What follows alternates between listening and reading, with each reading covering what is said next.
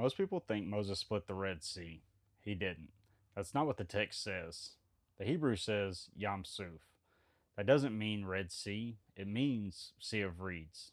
Suf means reeds, like marsh plants. Not coral, not open ocean or deep blue water, because reeds don't grow in salt water. They grow in fresh or brackish wetlands.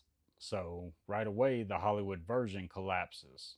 There's no towering ocean walls, no scuba level depths. A reed sea is shallow, it's marshy, and it's wind sensitive. Now, here's where people mess it up. They hear Reed Sea and they think puddle, but that's wrong too. The Reed Sea region was a massive wetland system east of the Nile Delta with lakes, channels, floodplains, and seasonal basins. So think interconnected shallow seas, not a bathtub. And the text tells you exactly how it happened. Exodus says Yahuwah sent a strong east wind all night. Not a miracle pop, not instant, but all night. Then the wind set down. That's a real physical phenomenon. Sustained wind can push shallow water aside and expose land underneath, and that's been modeled and observed. Even oceanographers acknowledge it. But here's the key: natural mechanism doesn't remove divine timing. Yahuwah didn't need fantasy physics, he used his creation precisely. The wind clears a land bridge through the marsh basin, Israel crosses, then the wind stops, and water returns, and Pharaoh's force enters late and gets swallowed. It's same physics, different timing. And that's not coincidence. That's control.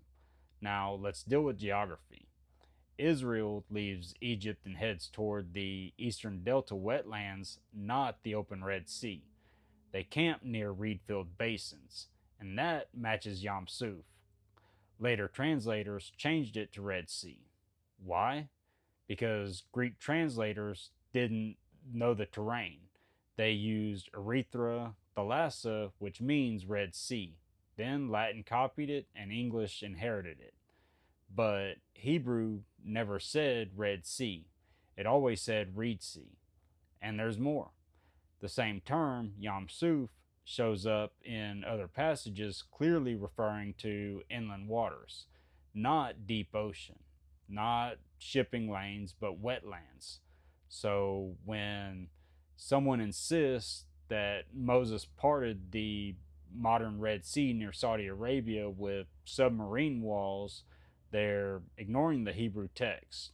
They're ignoring geography, they're ignoring the wind and the actual mechanism in Exodus. That version exists because people like spectacle more than structure. But the real story's better. Yahuwah didn't suspend physics, he commanded it. And he timed it. He weaponized terrain and pursuit psychology. Pharaoh's army didn't drown because of magic waves, they drowned because they chased into a collapsing marsh corridor after an all night wind event ended. That's judgment. That's strategy and sovereignty.